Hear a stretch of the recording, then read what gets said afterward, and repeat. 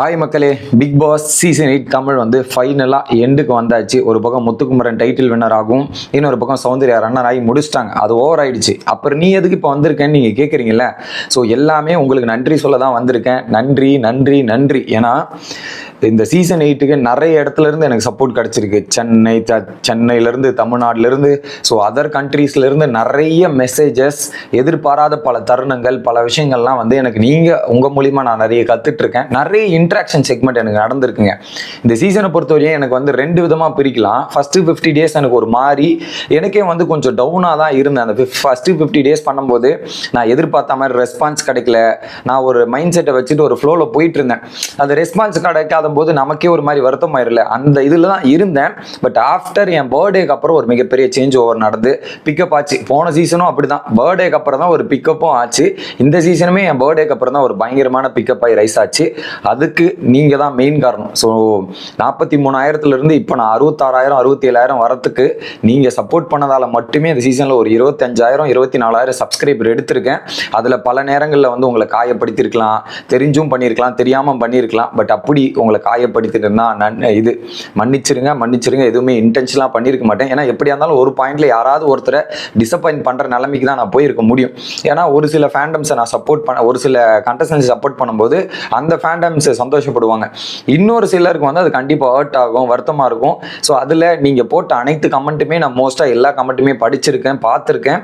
அப்படி எதனா சடனாக ரீப்ளே பண்ணணும்னு ஆல்மோஸ்ட் அடுத்த வீடியோலே எல்லாமே வந்து ரீப்ளே பண்ணி என்னால் எந்த பெஸ்ட்டை கொடுக்க முடியுமோ அதை நான் கொடுத்துருக்கேன் அப்படின்றதையும் நான் இங்கே சொல்லிக்கிறேன். சில டைம்ஸ் நீங்கள் பயாஸ்டாக இருக்கீங்க அப்படின்ற மாதிரி சொல்லியிருக்கீங்க. அதையும் நான் எந்த அளவுக்கு மேக்ஸிமம் அதை பயாஸ்டே இல்லாமல் நேர்மையாக பண்ணணும்னு முயற்சி பண்ணியிருக்கேன். ஒரு சில இடங்களில் உங்களுக்கு தோணி இருக்கலாம், பட் அதை தவிர்த்து நீங்கள் இல்லைனா நான் இந்த இடத்துக்கு வந்திருக்க முடியாது. ஸோ உங்களை எல்லாருக்குமே ஒரு மிகப்பெரிய நன்றிகள் சொல்ல கடமைப்பட்டிருக்கேன். ஸோ எப்பவுமே எனக்கு பிக் பாஸ் முடியும் போது எனக்கு ஒரு எமோஷ்னலாக கனெக்ட் ஆயிருங்க.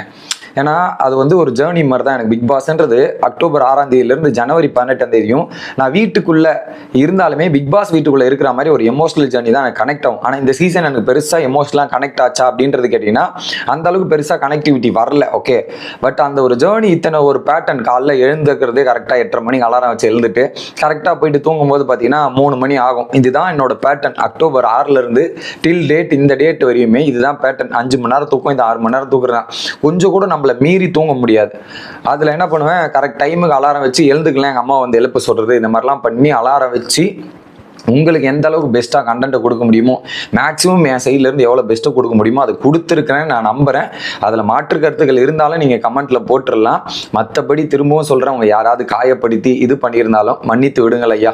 ஆனால் அந்த ஜேர்னின்றது வந்து ரொம்ப கஷ்டம். பிக் பாஸ் அதை ரிவ்யூ பண்ணி அப்டேட் கொடுக்குறது பெரிய கஷ்டங்க. ஏன்னா நான் வந்து என்னோட பேட்டர்ன் ஒன்று இருக்குது. லைவில் நமக்கு அப்டேட்டும் போயிட்டுருக்கோம், நம்ம வீடியோவும் பார்க்கணும், அதுவும் கொடுக்கணும் போது பல நேரங்களில் சாப்பிட முடியாது.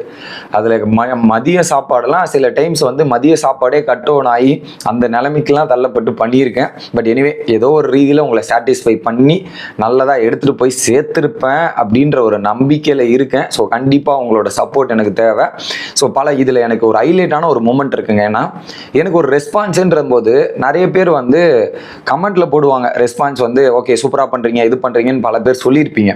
ஆனால் நிறைய சப்ஸ்கிரைபர்லாம் வந்து பார்த்தீங்கன்னா நிறைய பேர் மெயிலிருந்து எனக்கு வந்துச்சு, இன்ஸ்டாகிராம்லேருந்து வந்துச்சு, ஃபேஸ்புக்லேருந்து வந்துச்சு. இவங்கெல்லாம் வந்து நிறைய பேர் நல்லா பண்ணுறீங்க அப்படின்ற மாதிரி பாராட்டுல தான் எனக்கு அது ஒரு புத்துணர்ச்சியாகவும் ஒரு விதமான மோட்டிவேஷனாகவும் நான் ஃபீல் பண்ணி இருந்தேன்னா, என்னன்னா இப்போலாம் நடக்குது அப்படின்ற மாதிரி. ஏன்னா எனக்கு ஒரு தயக்கம் இருந்தது.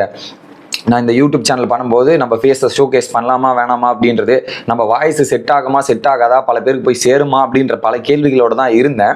பட் அதை மீறி ஒரு நல்ல சப்போர்ட் பண்ண அனைத்து நண்பர்களுக்கும் மிக்க நன்றி. அது மட்டும் இல்லாமல் சாட்டர்டே சண்டே நம்ம டிபேட் ஷோ மாதிரி வைப்போம். அதில் பல பேர் வந்து நீங்கள் நல்லா பண்ணுறீங்க, இந்த மாதிரி பண்ணுறீங்கன்ற மாதிரி எல்லாரும் பாராட்டினதுக்கு எல்லாத்துக்குமே நன்றி மக்களே. ஸோ அது வந்து எனக்கு நல்ல மோட்டிவேஷனாக இருந்தது. அவங்க எல்லாருமே மென்ஷன் பண்ணுறதுக்கு நான் கடமைப்பட்டிருக்கேன். நிறைய நேம்ஸ் இருக்குது. ஓகே, அதில் நேம் சொல்ல வரல. அந்த டிபேட்ல வர அனைத்து நபர்களுக்கும் மிக்க நன்றி. ஏன்னா உங்ககிட்ட இருந்தும் நான் கத்துக்கிறேன். ஏன்னா நான் ஒரு பர்ஸ்பெக்டிவ்ல பார்ப்பேன், நீங்கள் நிறைய டிஸ்கஷன் பண்ணும்போது அது வந்து டிஃப்ரெண்ட் பர்ஸ்பெக்டிவ் எனக்கு ஹெல்ப் பண்ணுது, லேர்னிங்க்கு யூஸ்ஃபுல்லாக இருந்துச்சு.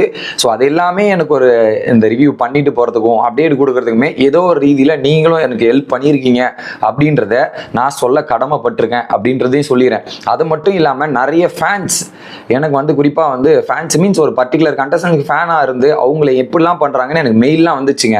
அதில் குறிப்பாக வந்து நேம் சொல்ல விரும்பல, ஃபாரின் கண்ட்ரிலேருந்து ஒரு மெயில் வந்துச்சு. அந்த மெயிலில் வந்து அவங்க எவ்வளோ எமோஷனலாக பிரேக் டவுன் ஆகிட்டு அவங்க ஃபீல் பண்ணி நம்ம கிட்ட பேசினது, அதை கேட்கும்போது நமக்கே ஒரு மாதிரி ஃபீல் ஆயிருச்சு. இவ்வளோ ஃபீல் பண்ணுறாங்க இல்லையா, அவங்களுக்கு என்ன சொல்கிறதுன்னு தெரியாமல் அவங்களுக்காக ஒரு வீடியோ போட்டு ஆறுதல் படுத்துகிற மாதிரி சில சம்பவங்கள் பண்ணியிருந்தேன். அவங்களுக்கும் ஃபீல் பண்ணாதீங்கன்னு மெசேஜ் இருந்தேன். எனக்கு அந்த பிக் பாஸ் சீசன் 8 அந்த ரிவ்யூ பண்ணும்போது எனக்கு மறக்க முடியாத ஒரு எக்ஸ்பீரியன்ஸ்னா, அந்த மெயிலில் இது வரைக்கும் எனக்கு மெயில் வந்ததில்லை. மெயிலில் ஒருத்தவங்க மெயில் பண்ணி அவங்க ஃபீல் பண்ணி அது போட்ட தருணம் என்னால் மறக்க முடியாத தருணம். ஸோ கண்டிப்பாக நீங்கள் சேனலுக்கு தொடர்ந்து சப்போர்ட் பண்ணுங்கள். என்னால் முடிஞ்ச அளவுக்கு என்னென்ன பெஸ்ட் கண்டென்ட் கொடுக்க முடியுமோ நானும் ட்ரை பண்ணிட்டே இருக்கேன். ஸோ பாய் மக்களே, தொடர்ந்து நான் இணைஞ்சிருப்பேன். கண்டிப்பாக அவங்க எல்லாரையும் மிஸ் பண்ணுவேன். ஏன்னா ரெகுலராக நம்ம டெய்லியும் லைவ் இன்ட்ராக்ஷன்லாம் இருந்துட்டு ஸோ நீ பார்க்காம போகும்போது எனக்கே ஒரு மாதிரி ஃபீல் ஆகும். நீங்களும் மிஸ் பண்ணுவீங்கன்னு நினைக்கிறேன். ஸோ கண்டிப்பாக நான் இங்கே தான் இருப்பேன். உங்க கூட நான் கனெக்டடாக இருப்பேன். நீங்களும் என் கூட கனெக்டடாக இருங்க. Bye guys.